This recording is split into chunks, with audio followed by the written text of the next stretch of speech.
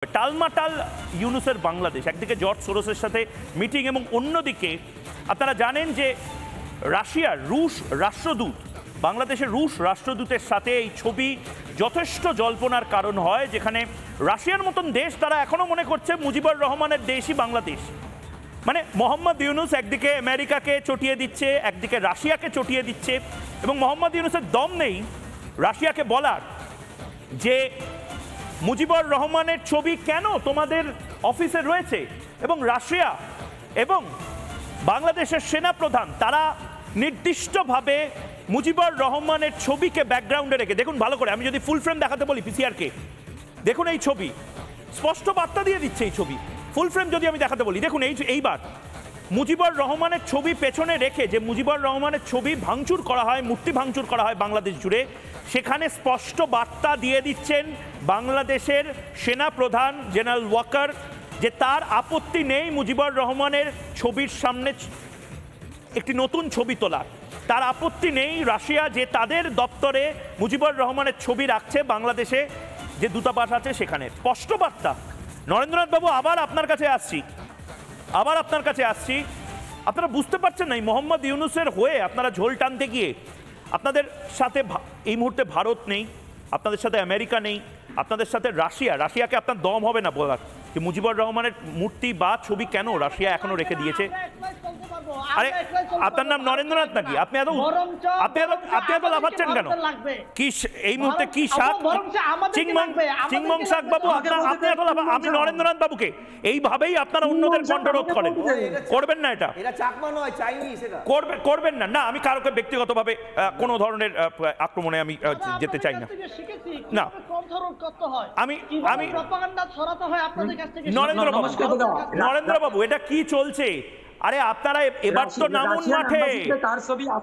মধ্যস্বত্বভোগী হয়ে আর বাংলাদেশের রাজনীতিতে থাকবেন না। আমি দেখতে চাই নরেন্দ্রনাথ মজুমদার একদিন, বা নরেন্দ্রনাথ ঘোষ একদিন, বা নরেন্দ্রনাথ দত্ত একদিন বাংলাদেশের প্রধানমন্ত্রী হবে। সেই দমটাও আপনাদের নেই বলার যে আপনারা একদিন হতে পারবেন। সংখ্যালঘু আপনাদের দেশে যারা, তাদেরকে প্রধানমন্ত্রী করা হোক। সেকেন্ড ক্লাস সিটিজেন হিসেবে কেন থাকবেন দাদা নরেন্দ্রনাথ বাবু? দাদা শোনেন, আমাদের দেশের রাশিয়ান এম্বাসিতে শেখ মুজিবুর রহমানের ছবি আছে, এখন এই খবর পর্যন্ত নিচ্ছেন।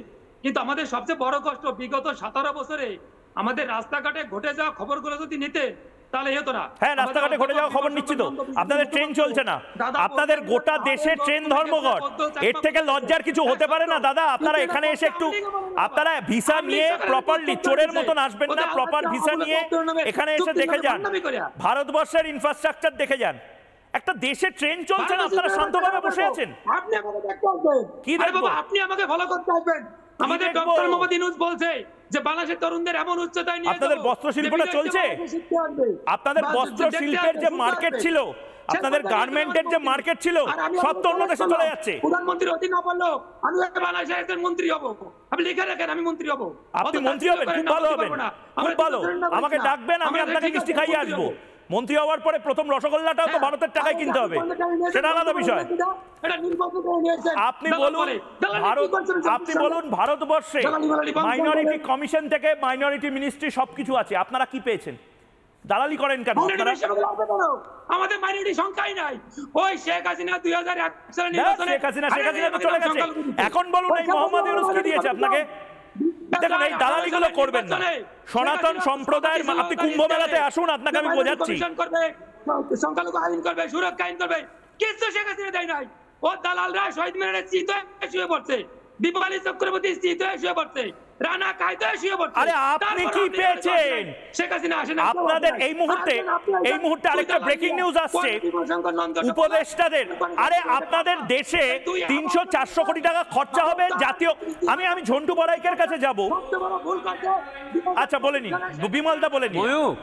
নরেন্দ্রনাথ বাবুকে একটা কথা বলি, আপনি বাংলাদেশকে ভালোবাসুন, কোনো আপত্তি নেই, কিন্তু একটা সময় এমন হতে পারে, শুনুন কথাটা শুনুন,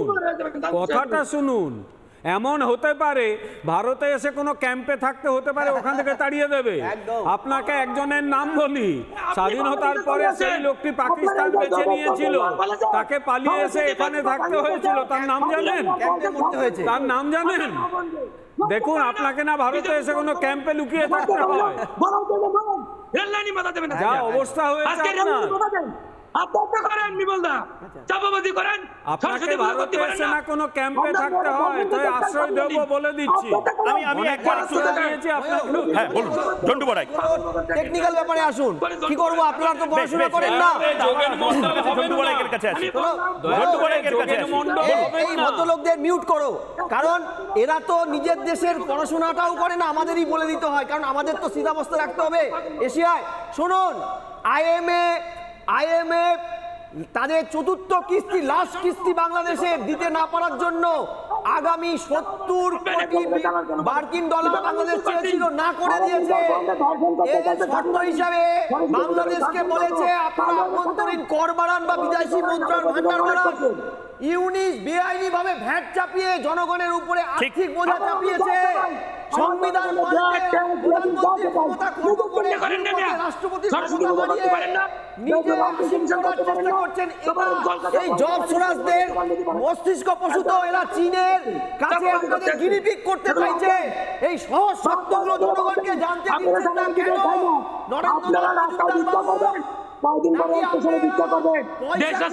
আচ্ছা আমি দুজনকে থামাচ্ছি। নানা ধরনের কন্টেন্ট দেখার জন্য লাইক করুন, শেয়ার করুন আমাদের ফেসবুক পেজ, সাবস্ক্রাইব করুন আমাদের ইউটিউব চ্যানেল। পাশাপাশি অন্যান্য ব্রেকিং নিউজের জন্য অবশ্যই চোখ রাখুন রিপাবলিক বাংলায়।